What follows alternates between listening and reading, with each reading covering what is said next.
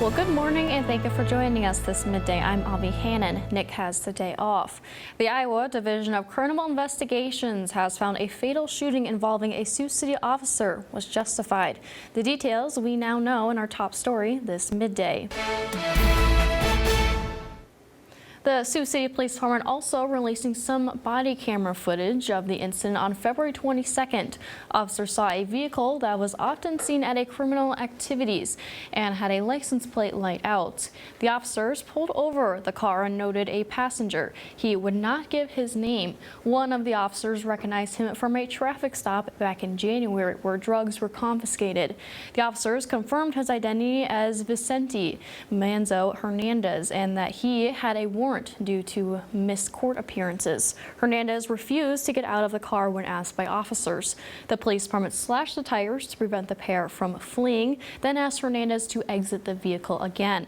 The driver jumped out of the car and one of the officers tried to enter, but Hernandez stepped on the gas. The officer fired his gun to stop Hernandez and get control of the vehicle.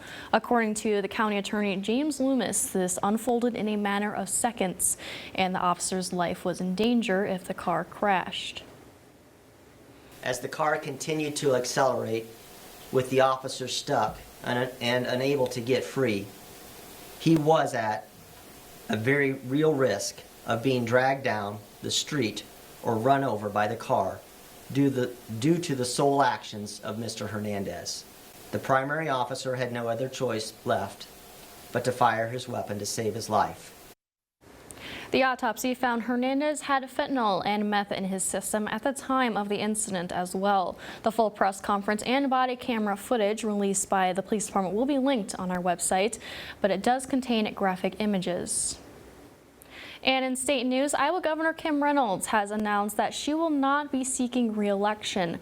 Her current and third term ends in 2027, with Iowans set to decide the next leader in 2026. And elsewhere in Siouxland, a fire destroyed a building and camping trailer in Sergeant Bluff, Iowa. Fire officials received a call around 3 p.m. yesterday for a grass fire that developed into a structure fire. Sergeant Bluff Fire and Rescue arrived on scene to find the garage had already collapsed and spread to a camper trailer. Fire officials say they want to remind Siouxlanders to avoid outside burning, given the entire region is currently in a drought. We cannot implore you enough. The county has been very busy today. There is absolutely no reason to burn.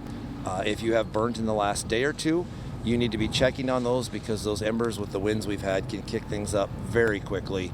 We've kept multiple departments in the county busy all day. And the Lawton and Bronson fire departments both assisted in putting out the flames. The cause of the fire is still under investigation. And it's time for spring cleaning, but it's also time for garage sale season. Before you know it, a lot of people will also be dropping off the gently used items they no longer need at resale shops like Goodwill. One of the company's locations in central Iowa says they see plenty of shoppers looking for items to use in their own homes, but they also see the rise of new kind of customers, those looking for things to sell online themselves. It is so easy for people to sell things themselves. That's our biggest competitor, is the online market. But it's also our biggest customer. They come here to find the treasures to sell on whatever they're selling on. If you're looking for chances to buy secondhand, Augustine Lutheran Church in downtown Sioux City is hosting a rummage sale this evening and tomorrow morning. And the Leeds Neighborhood Garage Sale is coming up in about 2 weeks on Saturday, April 26th. Meanwhile, it's circus time in Sioux City. Between now and Sunday night, several performers of the Abu Bakr Shrine Circus are set to fill the Tyson Event Center. And before last night's performance, circus goers got an opportunity to get up close with animals and performers alike and learn more about the circus. There was face painting and plenty of other activities to enjoy before the show got started as well. This marks the Shrine's 73rd year of bringing the circus to the town. Our nobles of Abu Bakr have been dedicated to doing what we do in the community. We love our community, we love helping out, and this is our way to give back to the community, to do something for the kids in the area, and we're very proud to do it. We're honored. And KCAU 9's own Travis Chin served as the honorary ringmaster for last night's show. The Shrine Circus continues through Sunday. Well, now let's take a break from the news and check in with meteorologist Ethan Foreman for today's forecast. Ethan.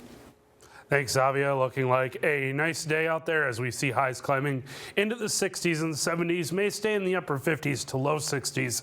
To the east, where we still hang on to some clouds this midday, but those clouds will gradually filter out through the afternoon hours. We'll drop down into the 40s tonight as clouds move back in late tonight, especially to the west. And then as we head into our Saturday, it's going to get very windy. Not as much fire danger risk today, but it returns tomorrow with highs in the 70s and 80s. More details on when we finally get a break from that in your 9 on 9 forecast. Avia. Thank you, Ethan. And now to the tragic helicopter crash in New York City. A tourist chopper plunging into the Hudson River, killing a tech executive and his family, including 3 young children. ABC's Morgan Norwood is in New York, Lower Manhattan, as investigators work to determine what went wrong.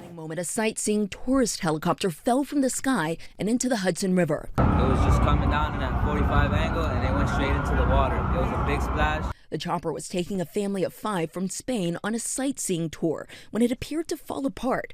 Witnesses looking on in disbelief. Yes, you just see a helicopter splitting in two with the rotor flying off in the sky. It was going so fast and just went straight into the water. The chopper was on its 6th flight of the day, flying for about 17 minutes before the crash. At 3:08 p.m., the helicopter reached the George Washington Bridge and then turned again to fly south along the New Jersey short line. Shortly thereafter, the aircraft lost control and hit the water just a few feet off the coast of Pier A Park in Hoboken. The fuselage plummeting into the water as the rotor blades disconnect, spinning around. Experts say those blades likely hit the tail, breaking it apart and sending that fuselage into a free fall.